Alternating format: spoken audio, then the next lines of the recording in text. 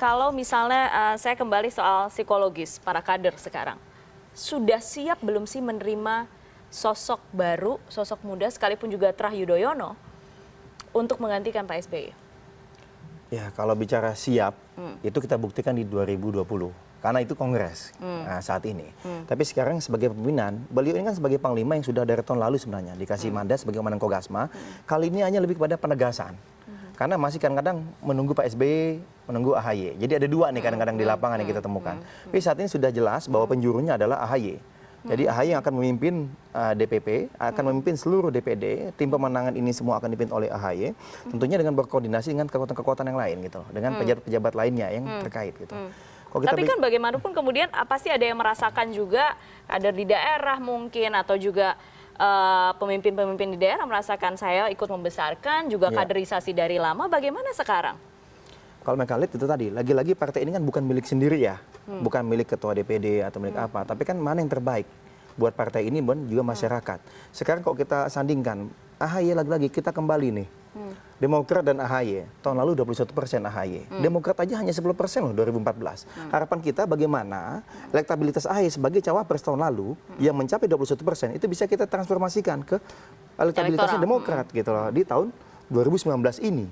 Dan menjadi PR adalah pada saat banyak generasi muda yang kita tahu ya swing voters, undecided voters, generasi milenial itu yang begitu besarnya pasar ini melihat Demokrat dengan Pak SBY, iya memang sebagai sosok yang baik, tetapi di sisi yang lain, begitu ada kehadiran AHY, oh ini kesempatan kami melihat bahwa partai ini ternyata penjurunya adalah seorang anak muda gitu loh.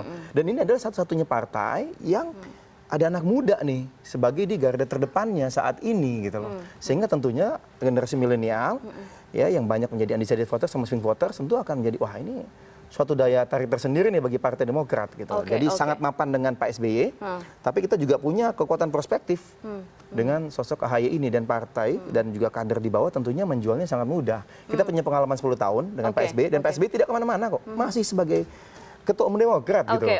Itu.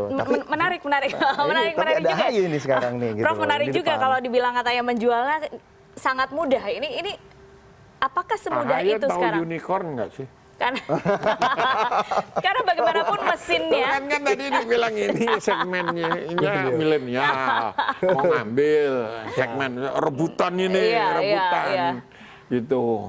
Nah kalau Jokowi tahu unicorn, AHY tahu nggak sih? Jelas unicorn? tahu. Tahu. Kan saya cuma nanya doang, saya nanya aja gitu lah. Nah begini ya, strateginya kalau bagi saya benar itu artinya ya logik lah. Ini dari partai tua dalam tanda petik. SBY kan dari generasi saya gitu kan gitu. Meskipun saya masih muda. Siap. Lalu mencoba bergeser dengan ikon baru. Ya. Ini belum teruji dalam pengertian elektoral.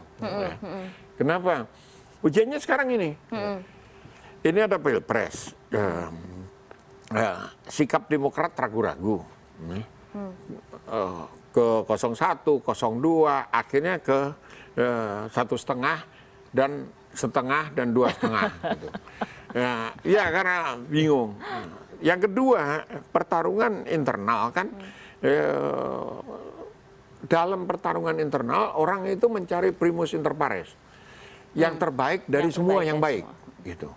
Nah dia yakin bahwa kader-kadernya ini banyak, baik, dipilih yang terbaik.